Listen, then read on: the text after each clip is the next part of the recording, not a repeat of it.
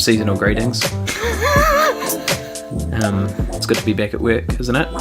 Do you know what I love is that you can literally use seasonal greetings at any time. Yeah, no, I'm seasonal hyping greetings. up the Chinese New Year. Oh, yeah, is that what it is? Yeah. You're getting yourself prepped. Yeah. Seasonal greetings. What season? It's winter.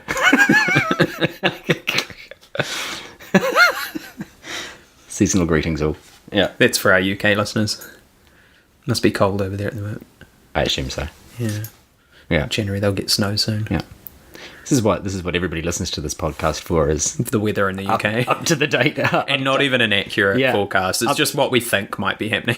Up to the minute weather. Yeah. That's it. That's your first stop for weather in the UK. The Weather Channel, what's that? Yeah. No, you don't need any of that. No. Science, what is that? Yeah. Science. Well, it's just your opinion, James. Yeah, that's right. It's just a theory. This is true. It's all just a theory. It's a conspiracy. Yep. Gravity. It's all just a theory. Big Pharma. Yeah. It's just a theory. Yeah. Yep. This is definitely the most upbeat beginning we've had to a podcast. This is, we're all, What would you like us to do? A musical number to? Well, producer Caroline started by singing for us, so that's true. I mean, that's. I feel like we should okay. So this is episode 10, right? So I feel It's X in Roman numerals. It's X, or iPhone X in iPhones. So or Final Fantasy X in Final Fantasies. Not even the 10th Final Fantasy. Yeah. It's not the final podcast, by the way. No. Sorry. It might be. It might be at this rate. We could pull it from Lipson.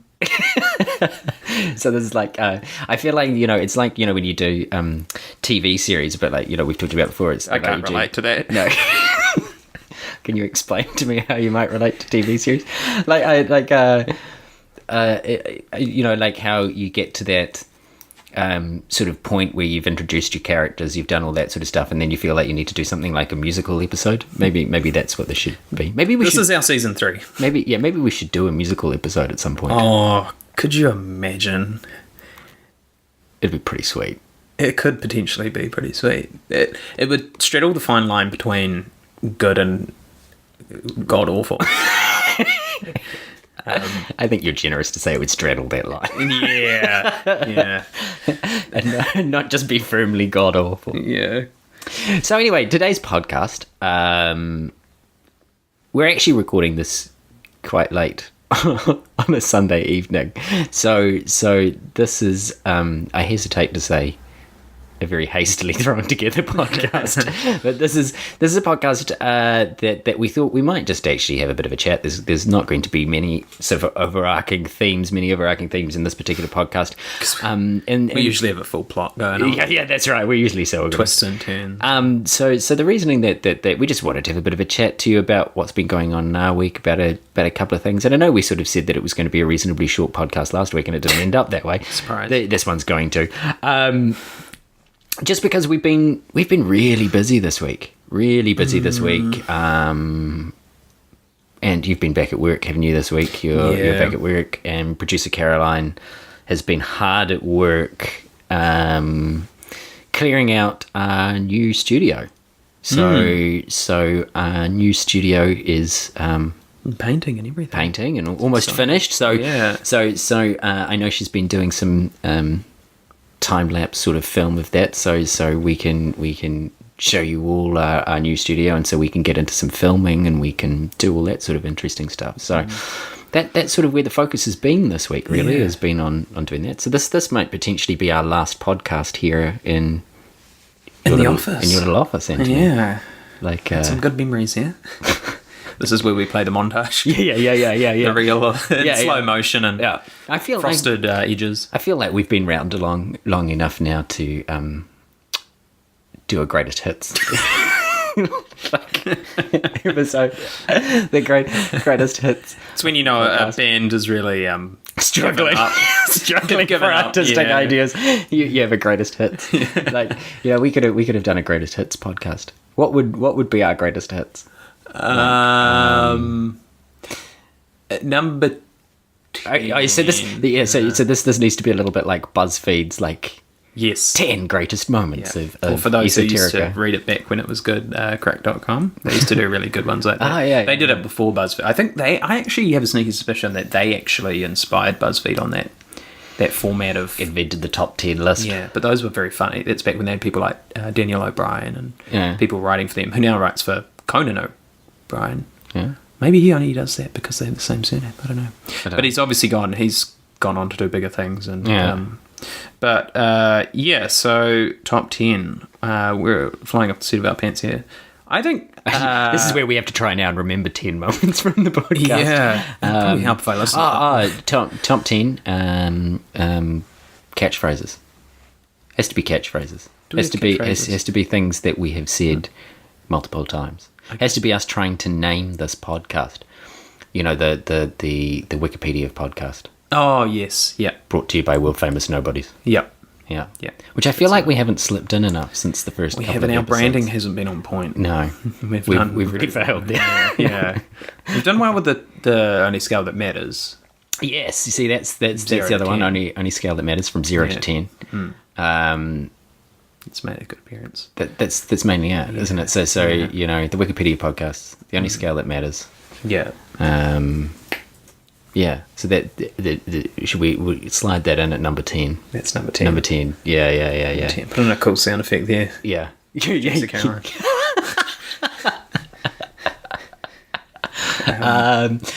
Number 9. Number 9 greatest moment on the podcast.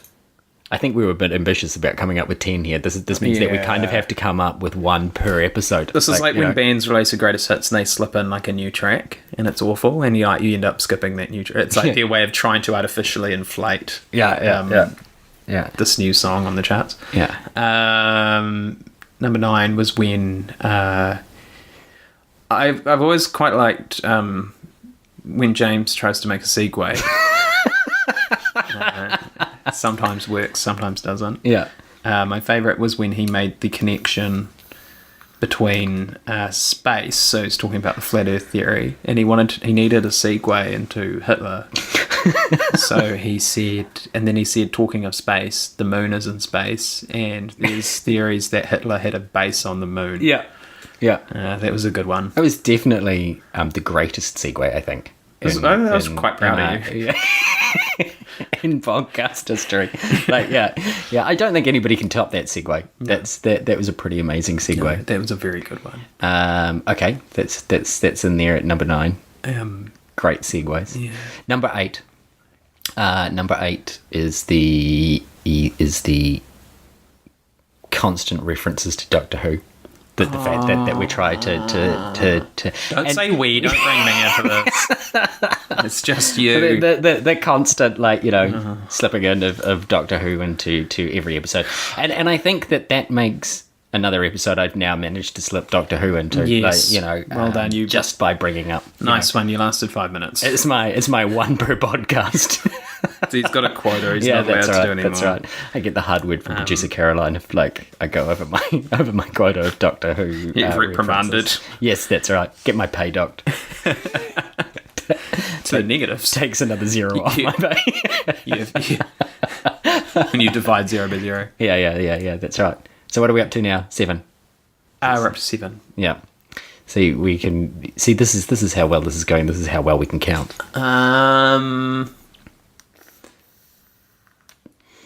Be nice to retail workers. Yeah, that's one that always comes up. Yeah. Be nice to retail workers. It's definitely universal. Be nice. One. Yeah. Be kind. Yeah. I think number 6. Number 6 is Big Bang Theory. Oh yes, Anthony's evidence for Big Bang Theory. Yeah. How much you loved it. Yeah. Absolutely. Not a huge fan of it. Absolutely. Big Bang Theory. How much Anthony hates Big Bang Theory. Number 5. Number 5 has to be nostalgia. Has to be, the fact that we tried to rate films that were incredibly nostalgic to ourselves, and we really didn't do a good job being objective at all. And what I loved about that podcast, actually, funnily enough, when I listened back to that podcast, what I loved about that podcast is halfway through the podcast, we actually changed which way around the scale worked. I didn't even realise. For all of you playing at home, consistency. Yeah, tallying up these scores on the on the only scale that matters. We flipped the way that the scale worked halfway through the podcast. Yeah. What are we up to number 4 yet? Yeah, I think that's number 4. What are we up to? Did we end up airing the one where James talks about what he gets in McDonald's drive-thru? Yeah, we did. Yeah, I thought we did. Sorry, there's been a few we haven't aired. My order at McDonald's. How James gets a cheese. Can you please describe to us, James, please? It's a cheese. Look, it's there's nothing complicated about it. It's just nothing complicated. It's just a cheeseburger. Like, I like a cheeseburger, but it's not with nothing but the meat and the cheese. I don't want all the other faff. Don't want tomato sauce. Don't want onions. Certainly do not want pickles. I don't want anything else like that on my cheeseburger. I just want my cheeseburger to be the buns, the meat, and the cheese, because that's a cheeseburger. It's like that. It just reminds me of that bit in Dairy Girls when they're ordering fish and chips, and the grandfather is like, "I want a chicken burger, but no lettuce." And just names every ingredient. Yeah. So, "Oh, do you want bread?" He's like, "Don't be stupid. Of course I want bread. It's a burger." Yeah, you see, like it's it's a thing. Okay. Well, I'm glad you enjoy eating polystyrene. Look, you're hardly going to McDonald's for the nutritional content of the meals that you're eating. But I like to not... How dry is that? It's not dry at all. It's awesome. Meat, cheese, and bread. It's amazing. It's so good. So good. Maybe a little bit of mayo in there. It's so good. If you haven't put mayonnaise on your cheeseburger, you should try it. It's literally so good. I like that, but I think... Oh, okay. Yeah. So what are we up to? Number 3? Number 3.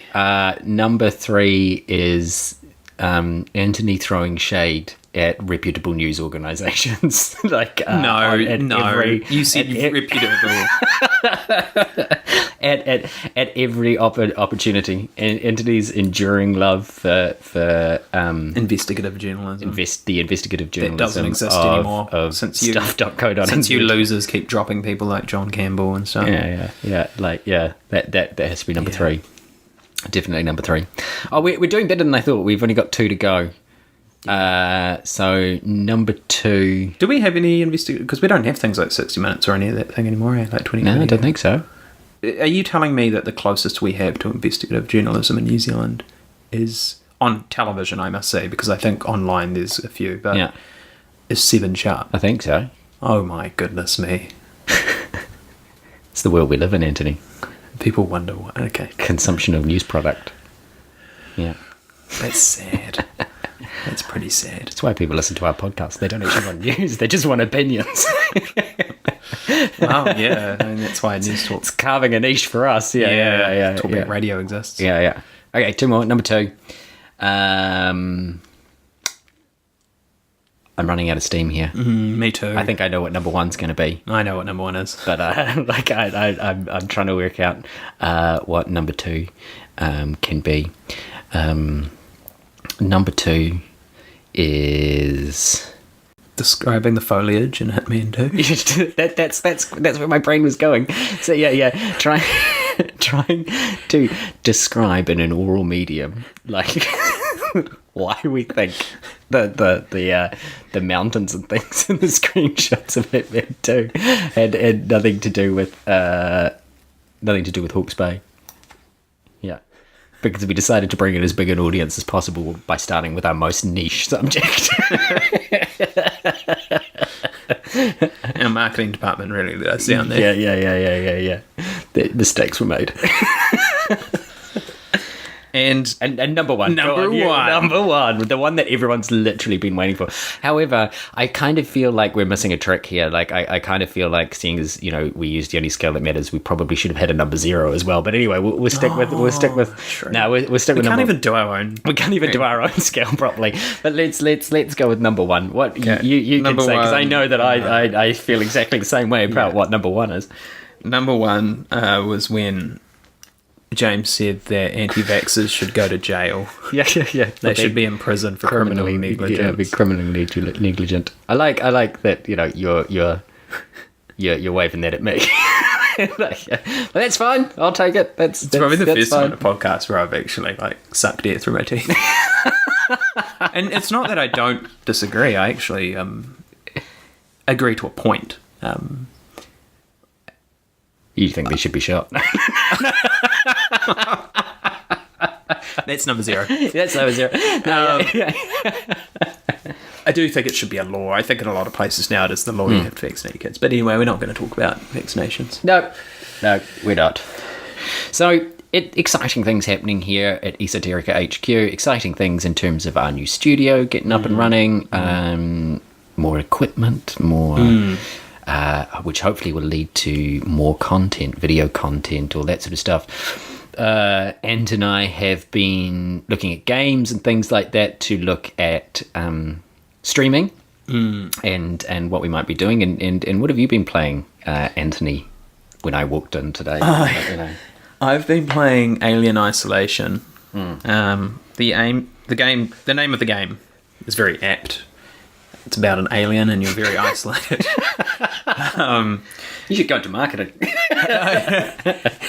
And it's very, very, like we were talking about it earlier, it's a great example of a game that uses atmosphere to drive why the game's scary. So it's not scary because, people jumping out at you or things. It's scary because it builds an incredible atmosphere. It's in the lighting, it's in the level design, it's in the way that you need to sneak everywhere. The soundtrack is incredible. So to put this into context for people that have never played this game or know nothing about this game, this is based on the film Alien. Yeah, the original one. The original film with Sigourney Weaver and the alien and facehuggers and all that. Starring the alien. Yeah. That's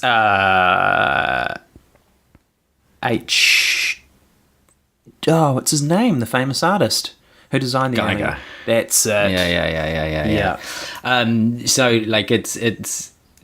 it's really great, and it's an example of a very different type of game, again, as Anthony was saying, because it doesn't build suspense by having jump scares all the time or lots of enemies that you're trying to get through. Like you were saying, I think you've been playing for a couple of hours now and you haven't even seen the alien yet. No, I've heard it though. Yeah. Which is scarier. Which might sound really weird. Like you're kind of like, I've been playing the game for a couple of hours and I haven't seen the main bad thing that's supposed to be there. But I sat down, I was watching for a little bit, and it does it because I've never played it. It builds huge atmosphere. Like it's like you really do feel quite scared, like playing this game, like quite like on the edge of your seat. I would hate to play it with headphones on in the dark at night. And I could hear the alien in the ventilation shaft. Around me. That was very scary.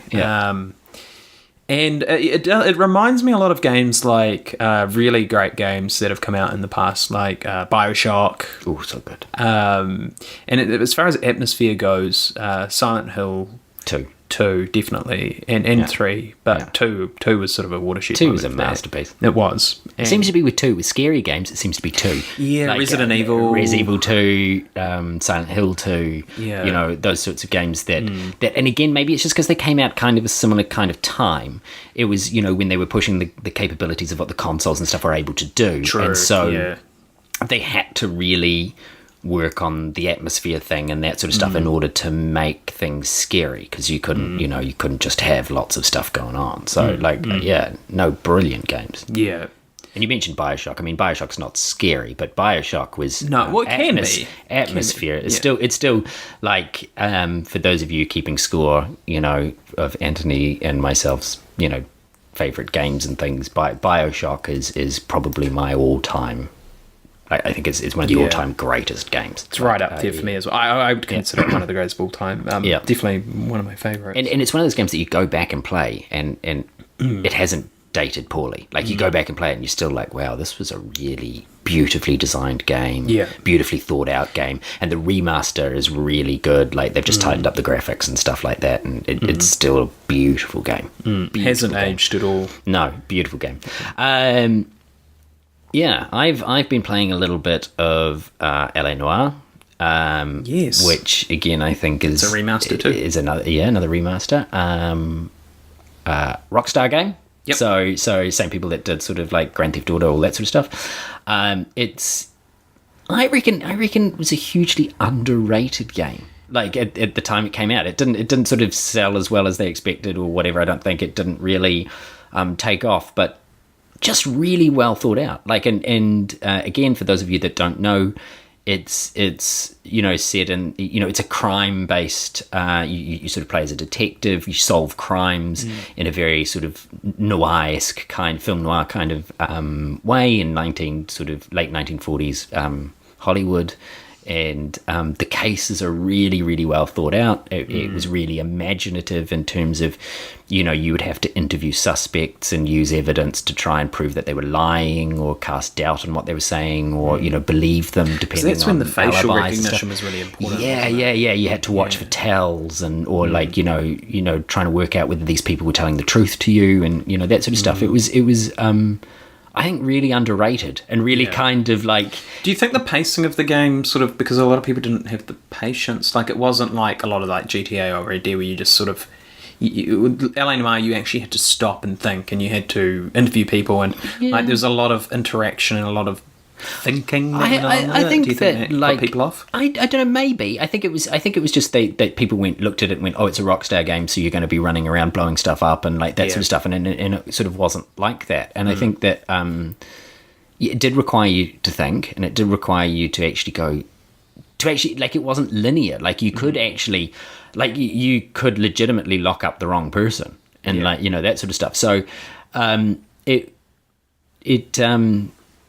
I think it plays really well, and I think that the episodic nature of it, the idea that you solve different cases that are all kind of overarchingly linked, I think was really cleverly thought out. And I think the story was really cleverly thought out. I thought the pacing in terms of the narrative pacing of the game was quite good. Like I thought it was really good, and I just think it was just one of those things that, for whatever reason, didn't really sort of take off. I guess that I think it was stylistically really well done, but maybe again graphically at the time it wasn't at the upper end of what the consoles were doing and that sort of stuff. But I found it to be quite a well-paced game. The dialogue's really well written. The voice acting, except for the guy that funnily enough plays the protagonist, I think the voice acting was really well done. I didn't like the guy that plays protagonist, but like I really enjoy it. I think it's it's cool. great I love game. that style. I love that era of It's better than your general your something a bit cliched it's stuff. something a bit different. You get sick, you get a little bit sick of and again I consider myself a gamer and I do enjoy gaming, but you get a bit sick of and I think games are GTA. Well, yeah, games, it's one of those things that, like, I think games now cost so much to produce that, big sort of AAA titles and that sort of stuff, that, when studios and things find a formula that's kind of worked, they don't stray from the formula, and it means that you end up with a lot of, like, take Call of Duty for example, like you end up with a similar game just reskinned, or like other competitors come out to the marketplace and FIFA's like that as well, release the same, like it's just the same thing over and over again, and you just kind of get a bit bored of it. Like it's and that's not to say there aren't some places that are doing different stuff. Like I think I don't know whether you've played any of it. I think you might have. I've played a bit of it. The Council. I haven't yet. I really want to play. Yeah, which is again another game where they try. It's dialogue based rather than action based, if you know what I mean, and that sort of stuff. And you're trying to work out what's going on and influence people, and that sort of stuff. And it's just something different. It's very different from your run and gun, which, don't get me wrong, can be a lot of fun, but they just get so samey after a while. And I sort of, I'm just like, I just want to do something different, which is what the indie community are doing really, really well with. Well. I've been playing. It's quite old now. It's sort of been in pre-play for a long time, but Factorio. Oh, you were telling me about this, yeah. Don't play Factorio if you want to have a life outside of Factorio. You get the Tetris effect where you fall asleep thinking of conveyor belts and cleverer ways to build your factory, and it's a phenomenal game. Yeah. Very, very cool. So check that out. Yeah, have a look at that on YouTube. Yeah. If you want, if you're into your sort of strategy, top view kind of things. Yeah. And I'd like to have a look at We Happy Few as well. That was a game that I was looking forward to coming out. I've seen a few reviews of it, haven't been great, but maybe we'll play that on a stream as well, and sort of see how that all turns out. So you can sort of see our reactions to that. So that's sort of what we've been doing with gaming and looking at that sort of stuff for what we can stream. I think horror games tend to work well because you sort of get that tension, that suspense, that reaction from Anthony and I looking scared as we try to navigate carefully around corridors, which again, I come back to Alien Isolation, which you were talking about beforehand. I mean, we were literally sitting there for probably 20 minutes, half hour, and you went through about 2 rooms. I think that was about it. But the atmosphere was so good that you didn't feel like you hadn't done a hell of a lot. You sort of felt, this constant oppressive kind of atmosphere, which is really awesome. So other than that, as I said, or as we said before, we've been playing around with the studio, trying to get the studio together. So there'll be some film going up of that coming together.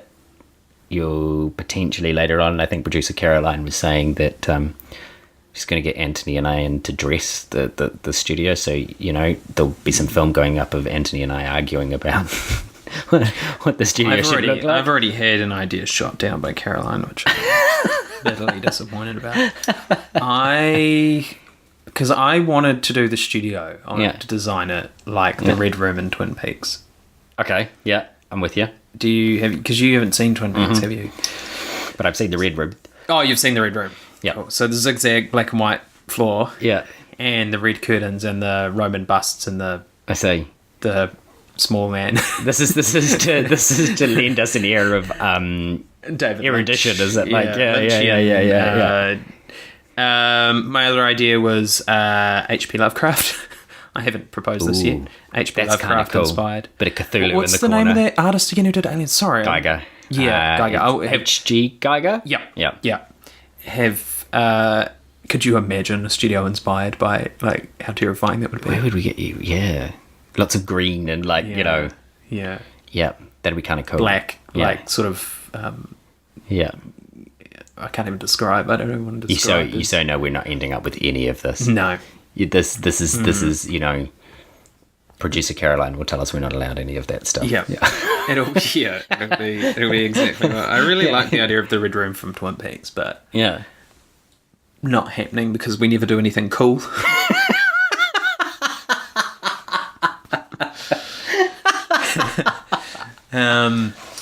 Does she beat you? This is a safe space. Yeah, I hope so. I think, beats me. I just want a room that's cool. I'm really looking forward to it. I'm really looking forward to a new, because you sort of want to feel comfortable, and it makes a big difference with what we can do. We can do so much more. Yeah. Well, it's just going to allow us to do a lot more content a lot more easily. Yeah. And I will, however, miss you sitting in my lap, Anthony, as we do these podcasts. It's very intimate. It is very intimate, yeah. We missed that off our list in our little things. You're so intimately in my ears. Before, it's uncomfortable. Before every podcast, without fail, Caroline asks me to move my chair closer to the mic because I'm always so far away from James. Because you sit where you naturally feel comfortable. I didn't grow up in a hugely congested city, so I'm not used to being next to someone on the train. Well, we sort of have packed like sardines. Well, to sort of get this to work, we sort of have this interesting dynamic where Anthony and I are quite close, like. Emotionally. Not emotionally, yes. Not sort of terribly so, but just just slightly inside that comfort zone. Enough that the bubbles are sort of intersecting a little bit. Yeah. It's like a Venn diagram. Yeah. The middle of the Venn diagram's the mic. Yeah, that's right. That's right. And it's sort of, so it will be nice to have a bit more space. And I'm leaning forward. It's terrible for my posture. Producer Caroline is directly... actually, can I get ACC for this? My back's killing me. Yeah. I think you should lay a workplace complaint. I think. Where's the box, anonymous box? drop slip of... A health and safety, yeah. Get HR onto this. So that's the studio. So we've talked a lot about the studio. We're hyping it up a lot to unrealistic expectations now. No, it should be great. It's looking great. I'm getting quite excited about that. So that's sort of where I'm at. It should be good. Yeah. It should be good. Yeah.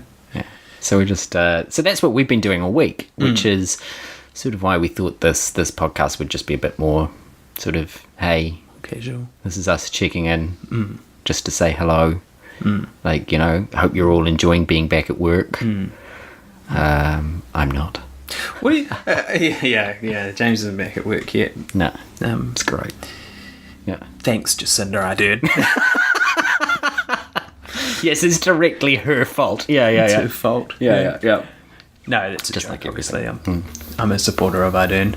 I want to ask you a question, James. Uh-oh. What do you... It sounds ominous. I can't even What do you ominous. do? Okay, so bearing in mind you're an adult, so... Every now and then, yes. I've got to remind you. Yes. Thank you for reminding me. And I assume you'd have an adult reaction to this situation if it ever came up. How do you deal with friends and family who have views that are different to yours or maybe even incompatible with yours? How do you navigate that situation? And is it ethically immoral for you to ignore them, depending on how bad they are, to ignore them and not sort of question or confront? Or is there a situation, is it situational, or is it... Depends. I suppose it depends on the opinion. I think that I mean, if they were in my opinion, murdering's great. That's probably at the end when you're you should. There should be an intervention. There's an issue here. Stop murdering people. Okay? Stop murdering people. Just stop it. Stop it. Cut it out, Karen. Cut it out. Yeah. But I mean, I think this is this sort of comes to a wider thing. I know that so many people get really excited, I think, about spending time with family and things like that over Christmas and New Year's and all that kind of stuff. And, sometimes, I'll talk to people and they'll be like, it was fine, but, then mum started going on about this and dad did this. Yeah. And, you sort of and you realise, I suppose to a certain extent, as you've gone out into the big wide world and become your own person, that maybe some of your viewpoints are incompatible and that you believe different things, which is fine. I mean, I've generally myself personally, I've generally always enjoyed the company of people whose opinion is different to my own, because I enjoy I'm secure enough in my own opinions on things that somebody confronting that opinion is not going to upset me. And I enjoy talking about them. I enjoy talking. I'm comfortable enough in my opinions on anything that I feel that I could talk about it. Yes, you never truly know your viewpoint until you've had someone on the opposite side and that strengthens your own argument if you can absolutely come back convincing. But I'm not so. I mean, outside of murder, I'm not so or anything else really nasty. I'm not so illegal, I suppose. That's what we're looking for. Well, yeah, illegal. I'm not so. Well, it depends. Yeah, I'm not so entrenched in my opinions that it doesn't matter what somebody else says. That I would never change my opinion. I'm open enough. I like to believe, at least, that I'm open enough that if somebody turned around, I had a long-held opinion about something, and somebody turned around and presented evidence to the contrary that was, very convincing and, persuasive, that I would be open enough to go, I hadn't thought of that, or you know, whatever. And you know, I don't think there's any shame in changing an opinion, but I also think that, you know, that there are times, or I don't think less of people for holding a differing opinion. So a good example of this, for example, would be, I am largely atheist in my own leanings. I grew up in a Catholic household, you know, that sort of stuff, but my own opinions are probably largely atheist. I don't think less of people for believing, like, or you know, if they choose to follow a system of religion, or they choose to believe in a god, or they choose to whatever. I have reasons that I don't, personally, and I have, you know, what I believe to be good reasons that I don't. However, I don't think less of people for believing, or, you know, if that's what you want to do, and you know, that makes you happy, and that's you know, something that you think is right, then cool. Like, you know, it's whatever. I do think that maybe sometimes there are times when you have to agree to disagree. like there are times about things that you're not going to get.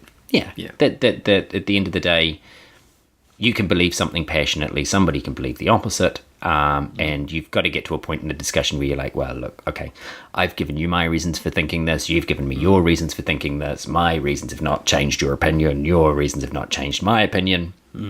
We're kind of at a stalemate where, you know, nothing good comes from arguing this any further. Like, we're just restating the same thing but louder, and you know, and at some point you go, okay, well, that's fine. But I don't think that generally the opinion that somebody holds on something would change my opinion of the person, like in terms of whether, you know, I'd want to spend time with them, or whatever else. Like, you know, I might not choose to participate with them. Like Anna, for example, wonderful runner, right? Yeah, brilliant, absolutely brilliant. And you know, I have huge amounts of, you know, respect and admiration for it. I think she's mad. Like, I you know, I wouldn't personally get up, you know, very early and go running, but she loves it and is brilliant at it. Deal breaker. Deal breaker. That's it. It doesn't change my, you know, it makes me respect her for that. But it doesn't mean that I'm suddenly going to be like, I'm going to get up at 6 o'clock in the morning and go running. Nope.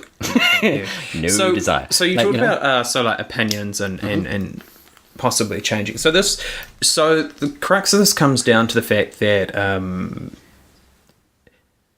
in terms of opinions changing. Yeah.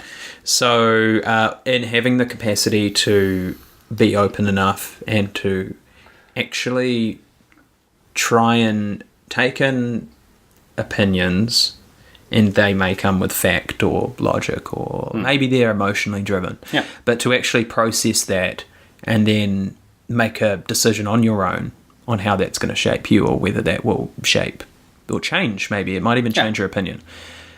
Now, obviously, we see a lot of this. We see a lot of times this doesn't happen. When you can't, and you touched on it when you said it gets to a point. There are a lot of people, and do you think that's dangerous as well? I think there's a lot of people out there whose opinion. Can you imagine going through all of life and not having ever changed your opinion? But you see this a lot at the moment in politics. So you see this a lot at the moment in not so much New Zealand politics. And one thing I do have to say that I have bizarrely quite a lot of respect for New Zealand politicians for is that generally they recognise that the ideological things that they fight about on Parliament floor doesn't necessarily stop them from being friends outside of you know, work, if you get what I mean, or that, you know, parties here can change their direction based on, you know, arguments to the contrary. I'm talking more about, like, if you look at to answer your question, yes, I do think it can be dangerous. If you look at politics, for example, in America, where it becomes, you know, I'm team red or I'm team blue, and that's it. That's the only way I ever vote. and it's more important for my man to win, or woman, to win, than it is to actually go, you're a nutbar. Or I mean, you saw this with people running for governor and things like that. Some guy who, was having inappropriate relationships with 16-year-old girls. And, people of his party were defending him, that because he was their guy. Better to have him than to have, somebody from the other team win. And, that's when I think it becomes dangerous. When, you are throwing everything else out the window because it's more important for your team or your side to win, instead of going, actually, do you know tribal. What? All you have to do, right? If you really think that you're above this, like if you really think that you're the person that's above your opinions have always been great and you've always thought that, all I say to you is go back and look at the email address you created for yourself when you were in high school, thinking that it was really cool. Yeah. And tell me that you think that your opinions have always been, brilliant. I think, it's and something that I try really hard to do. Again, maybe I'm not always very successful at it, but I try really hard to do, and it's something that teaching has taught me, funnily enough, is that you can talk to a teenager, right, who has lived a very short time so far on this earth, and you can be having a conversation with a teenager about something that you think or whatever else like that. And all of a sudden they'll come out with something and you'll be like, oh, actually I hadn't thought about that. Actually, no, that's a really good point. And it can cause you to rethink your own opinion. Sort of the reason that I say that and what I try to do is not dismiss an argument because it comes from somebody don't patronize that's young or because it comes from somebody who I should know better than and blah blah blah blah blah blah blah. I try not to be ageist about my arguments or because they come from somebody that I don't think would normally have well constructed opinions or whatever, and but I like to believe that I'm open enough that if somebody presents an argument, I'm like, actually, that's really good. And to be fair, in the time that I've taught, there have been plenty of students that have said things that I've kind of gone, hang on, actually, that's a really good point. Why can't we just do that? Like, why can't we? I can't actually answer you about why that is the way it is. And it's one of the joys of teaching is that I think it keeps you very young and it keeps you thinking because you're dealing with people that to a certain extent don't have preconceived notions about how things should be done. And from wildly different backgrounds. What can be done and from wildly different backgrounds. Which is quite a unique thing about teaching, I think. Yeah. You don't quite often, and different people every year. But you've got to be open to it.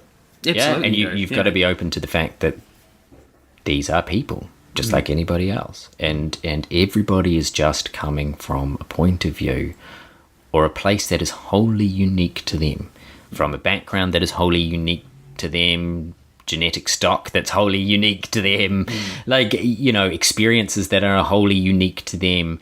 And so everybody has a legitimate place at the table, regardless of how long they've sat at the table. I'm going to try and quote Tim Minchin in a Tim Minchin song here in his Christmas song. I don't believe that ideas just because ideas are tenacious that they're worthy. Which I think is, just because we've thought that way for a long time doesn't make that idea worth any more than, the amount of time you've thought something doesn't make it worth any more than any other idea. Like if that sort of makes absolutely vague bits of sense. And I think that's probably a good place to wrap it up, that quote. That's actually a really nice thought. That's good. And in my opinion, it's time to end. Yeah. That's my opinion. My opinion too. For once we're agreed on something. So check out all our bits and pieces on social media. Bits and pieces on social media. Obviously we're on Instagram and Facebook on Esoterica Podcast and Twitter at Esoterica Pod.